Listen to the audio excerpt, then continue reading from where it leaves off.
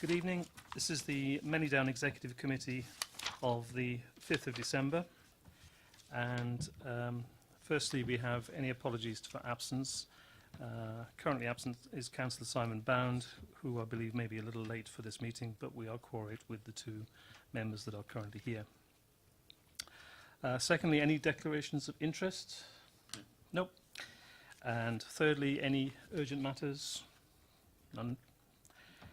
Fourth is the minutes of the meeting held on the 11th of July, and I move that the minutes of the meeting be signed as a correct record. Any comments or questions on minutes from the previous? No. And I'll sign them at the end of this meeting.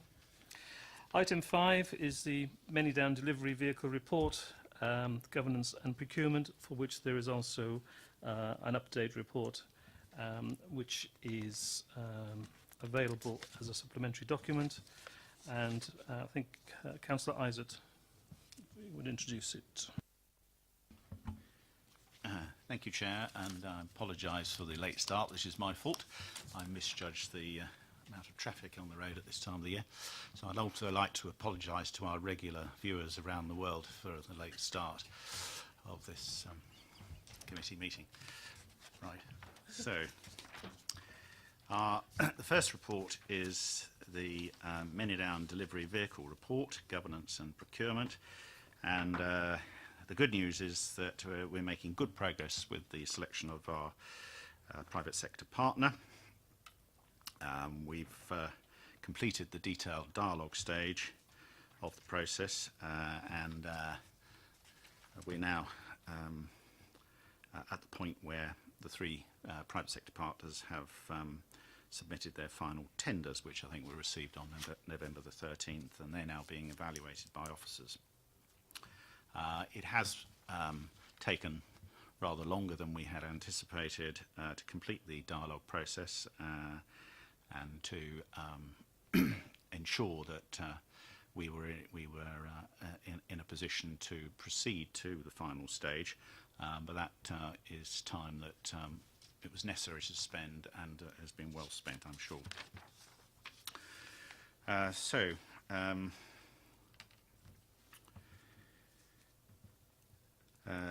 To recap, the Stage 4 Detailed Solutions stage was closed on the 19th of October 2017, and that brought an end to the competitive dialogue procedure. The final tenders stage commenced on the 19th of October, and these final tenders from the three shortlisted private sector partners will include their proposed business plans and fully marked up draft contracts.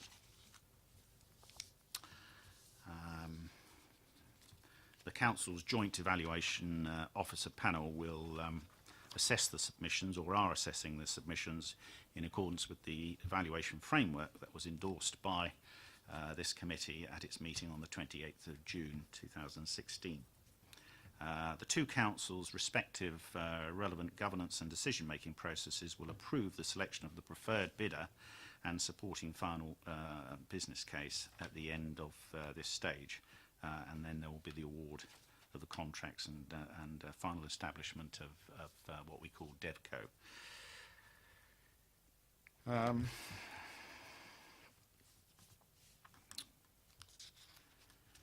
So, as I said earlier, the bidders submitted their final tenders on the 13th of November, and the trained Council's Joint Officer Evaluation Panel has been evaluating and moderating each submission to identify the most advantageous tender using the final evaluation methodology in relation to placemaking, socio-economic, commercial delivery, financial and legal criteria.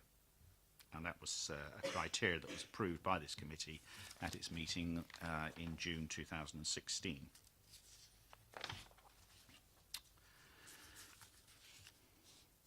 If I can now go on to the legal implications. As the procurement process progresses, further work will be needed to be completed on the legal considerations in relation to the specific detailed governance arrangements for TopCo and DevCo in order to present them as part of the final business case approval by the council members of this council in spring 2018. If I then could refer to financial implications, initial high-level budgets have been allowed for in the medium-term financial strategy and budgeting strategy for 2017-18. However, these will be reviewed and updated upon receipt of the final tenders and the selection of the preferred private sector partner, which is when the funding and financing of their proposed solution can be fully reflected in the Council's revenue and capital funding programme.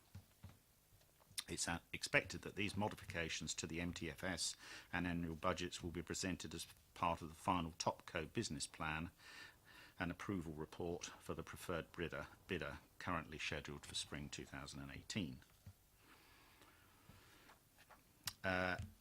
As a result of the prolongation of the ISDS stage 4, there have been some additional changes required in the project budget. We had anticipated originally that the Topco would have been set up by the end of 2017. As a result of the delay, the anticipated spend on capital in this financial year will not happen, and this report addresses that issue. And that, Chairman, is the end of the report. I need to just make reference to the Manydown Overview Committee and the supplementary report which we've received today following the recent meeting of the MOC. And if I can just summarise the contents of that. The MOC met on the 30th of November and received questions from members of the public in relation to the construction of the Manydown development, and specifically the approach to off-site manufacturing and ensuring the recognition of trade unions by any potential private sector partner. Questions were also raised about the need to integrate this project with the long-term proposals that we have that are currently underway in relation to Horizon 2050. And the opportunity that such projects together present to in terms of investment in infrastructure. I, at that meeting, and the project director confirmed that we had commissioned a study of off-site manufacturing as part of the work that we've been doing for the DCLG. And this has also been part of the dialogue with the 3 potential private sector partners.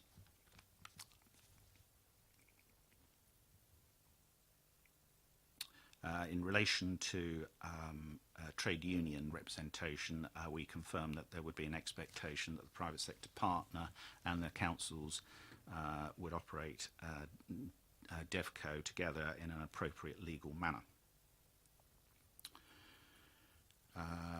We also agreed that there are opportunities for investment in services through the Manydown project, and that we will be looking to take such revenue generation opportunities, particularly those relating to investment in sustainable projects. We'll be discussing those with the private sector partner. The chairman of the MOC has asked us to consider providing a written response on the approach to the recognition of trade unions and the amount to which this principle has been reflected within the dialogue with private sector partners. It was the question was also raised about the long-term approach of Hampshire County Council towards Manydown, and I was pleased to confirm that in all my experience and dealings with Hampshire County Council over the last 4 years, they've been excellent partners and share our long-term vision for Manydown and join us in wanting to participate in that vision long-term. and I think that's probably it, actually. Andrew, do you want to say anything in relation to anything else on this, or is that covered? Right. Okay. Thank you. Thank you, Councillor Isaac. And the committee, the MEC, is recommended that we consider the comments of the Manydown Overview Committee in respect to the matters contained in the supplementary report, which we have done, and thank you for covering that off. And secondly, we note the progress made with the Manydown project, and I think also your comments are important to note that, yeah, there may be, it may take longer than was originally programmed, but fundamentally it is a significant issue that needs to be done in a way that is both clear and also provides the right amount of exhaustive review before we move on to the next stage. So thank you for the update on the progress that's been made so far.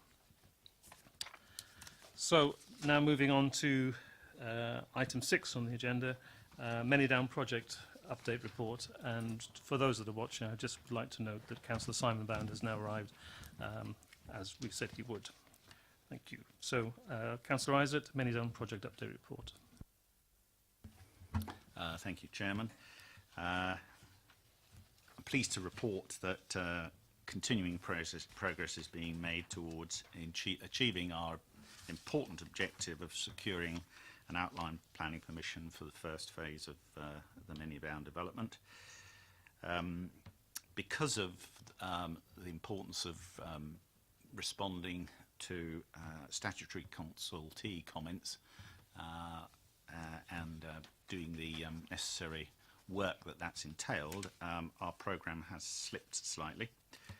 And so there's a new programme here in the report which envisages that public reconsultation and consideration of the outline planning application by the local planning authority's development control committee will now take place in spring 2018. Officers share my desire and the Cabinet's desire to see the start of construction of new homes at Manydown in the first part of 2019. The other highlight that I would refer you to in this report is the two applications we've made jointly with Hampshire County Council for significant government grants. We all know that provision of infrastructure is vital if we're going to ensure that this very large-scale new development is done well.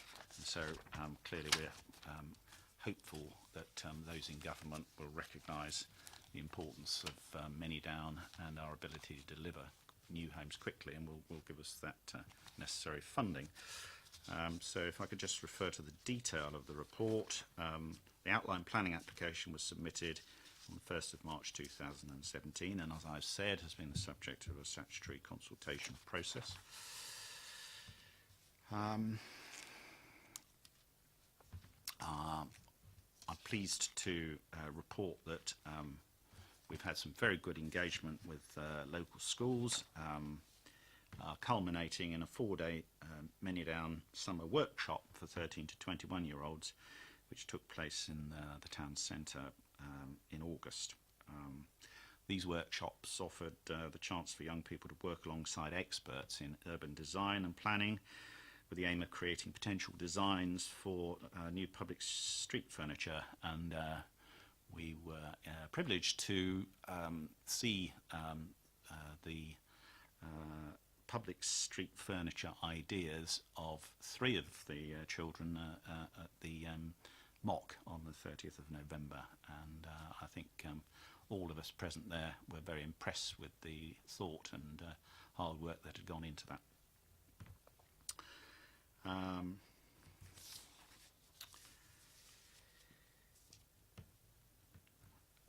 As we reported at the last MEC in July, an initial analysis of the consultation responses to the local to the outline planning application suggested that none of the responses required a fundamental change to the overall strategic approach to the application.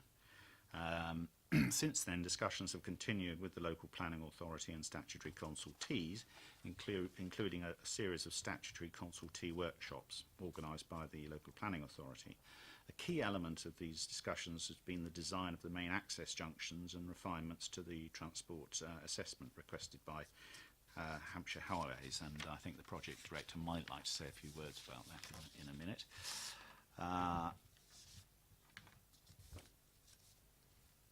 Our plan is that that this work will be concluded during the first part of this month.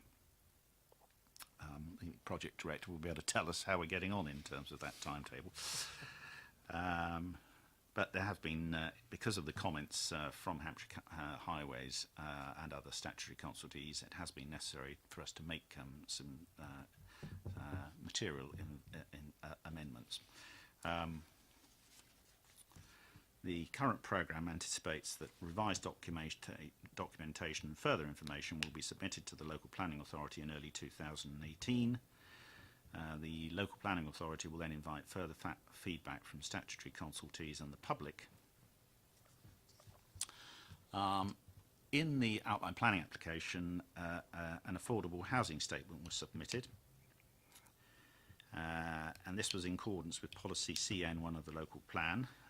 The objective of the two councils in their land owning capacity is to seek to achieve a viable development with 40% affordable housing across the development overall, which accords with the local plan policy target with a 70%, 30% tenure split as a baseline position for each phase, but with the ability to vary this tenure mix subject to council approval based on evidence and of meeting local need and viability. Given the scale of Manydown and its longer term development programme to the end of 2029, the viability, quantum and type of affordable housing is anticipated to change over time, and there may be which may be as a result of changes in government legislation, funding and housing demand. For this reason, it's considered best to deal with the detail of the composition of the 40% local plan policy requirement at reserved matters stage once the joint venture private sector partner is appointed. This approach involves a phased review mechanism to be undertaken in the light of a detailed phasing plan which would take account of the level of infrastructure Section 106 required for each defined sub-phase or parcel, together with consideration of any change in government policy or government funding.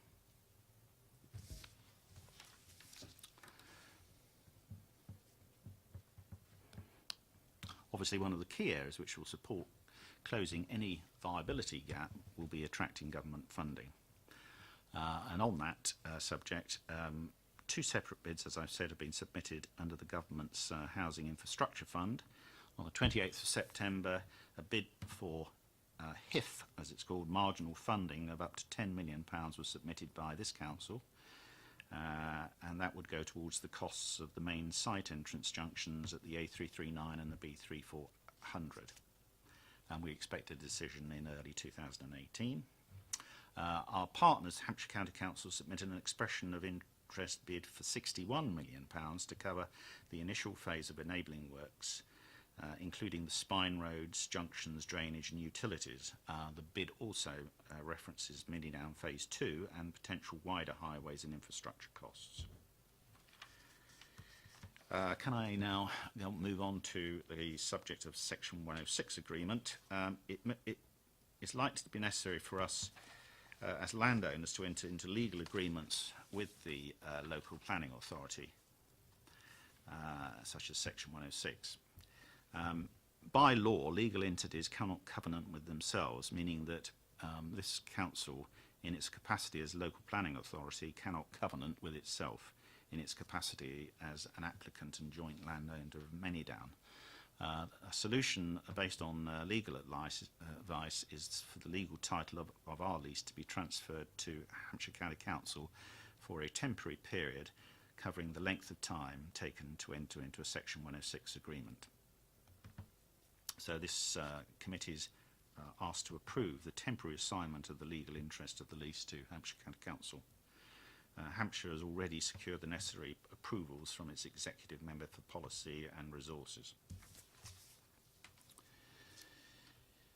Now on to the finances. The cost of the activities for the Manydown project are outlined in this report and are jointly funded by the two councils and may be eligible for recovery from any enhancement in the value of the land in accordance with the Manydown lease agreement or as advance costs which are being proposed as part of the procurement of a private sector partner. The annual financial summary update for Manydown, including the 16-17 figures, is attached as Appendix 1. And then one other point I'd like to draw your attention to, colleagues, is that the land acquired back in 1996 at Manydown at a cost of £5 million to this council for its 15% share is now valued as at 31st March 2017 at £18.25 million. So to conclude, we're making good progress towards the objective of securing an outline planning application, and the key milestones and indicative timescales for the delivery of housing at Manydown are provided at section 5 of this report. And then, if I may, Chairman, refer to the comments from our colleagues on the mock.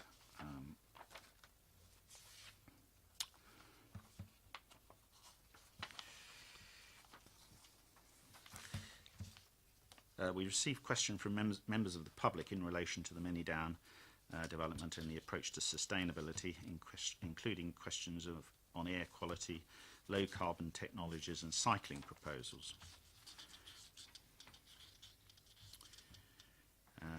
In regard to the cycling proposals, I confirmed that we, as a council, had no doubt about the importance that cycling should play within the future of Manydown, and we have offered to meet with the speaker to discuss their concerns and see if there are improvements that we can make, taking on board some of their ideas.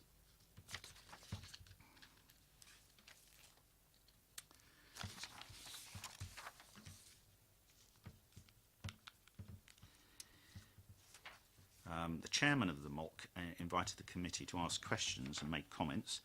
The members expressed ongoing support for the objective outlined within the report to achieve a viable development with 40% affordable housing across the development overall.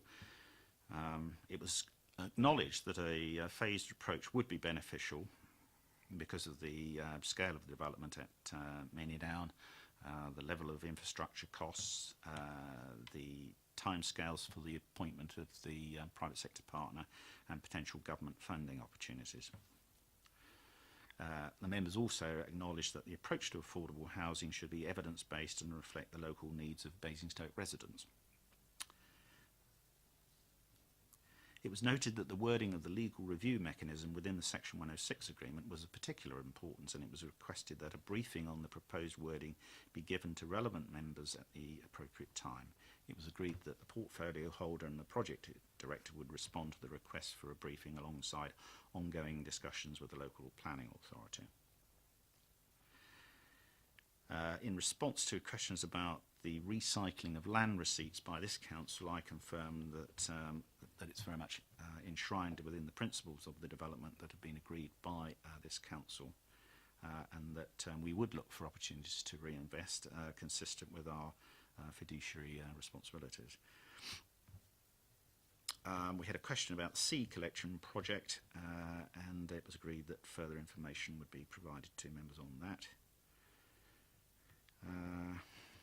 And unless Andrew is going to tell me that I've missed anything, that concludes my report. Andrew, do you have any comments you'd like to add? Thank you, Chairman. I think, as Councillor Isaac pointed out, there are a couple of detailed points in terms of the planning application. I think it's worth just reminding colleagues that the statutory consultee responses came from transport in terms of the detailed junctions and the mitigation package. Affordable housing was the second one. Third was drainage in terms of the modelling and buckskin mitigation strategy. We had a number of issues relating to heritage and comments from Historic England relating to the Worthing Conservation Area. Capacity and building densities was raised by the LPA, and green infrastructure, ecology and landscape mitigation issues were also raised, and lastly retail impact assessment. Just to confirm that obviously we have been going through all of those key items, considering the responses and making changes accordingly. I think in particular probably the largest one is in relation to transport. And here we have undertaken to the A339, originally a proposal was for a much larger roundabout that would access the site and deal with accessing Brooksdown and obviously the through flow from Newbury to Basingstoke. We have now undertaken to change that layout following consultation and to keep the existing roundabout at the same size, but to introduce a second roundabout which will then access the site. We will close off Roman Road, and Roman Road will be accessed coming through the new junction. So that will avoid and should mitigate rat running through to Rooksdown and support the comments that were made in terms of managing traffic flow through the site.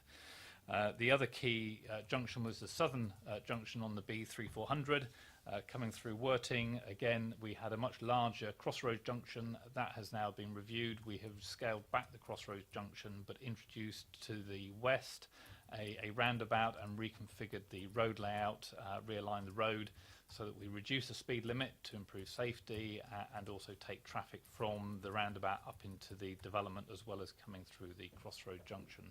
So we've listened to the Highways Authority and the comments that were made at consultation and addressed those accordingly, so those will be coming back in as part of the package. In terms of the timetable on resubmission, we are working to have final documents prepared prior to Christmas, so the plan will be to come forward with the updated application in the early part of January, ready for the LPA to be considering the response. Thank you. Thank you, Andrew. Any questions or comments? Councillor. Just a comment, if I may, Chair. I think all members are very keen to deliver new housing, especially affordable housing, and I welcome the approach that we're taking to affordability as far as viability on a phased approach as far as maximising the delivery of affordable housing.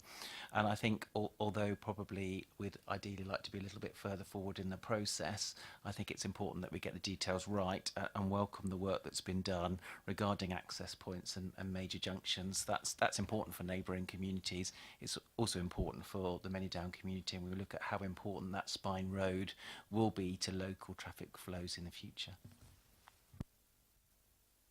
Thank you. Yes, I'd endorse your comments as well. I don't think particularly the comments, Councillor Isaac, you made about affordable housing, I think are well worth noting, and it's very clear the direction of travel and how we propose to get there. So, in concluding this, we have three recommendations. One is to consider the comments of the Manydown Overview Committee in respect of the matters contained, which we have done, and we note the progress which we have done being made with the Manydown project. And finally, to delegate authority to the Manydown Project Director in consultation with the Cabinet Member for Property and Development to enter into such legal documents that are necessary to enable the temporary transfer of the legal title as more specifically set out in paragraphs 3.61, 3.363 and 4.11. So I recommend that we agree with that. Therefore, that will go ahead. That concludes the items on the agenda. There being nothing further, we'll declare this meeting closed at 5:30. Thank you.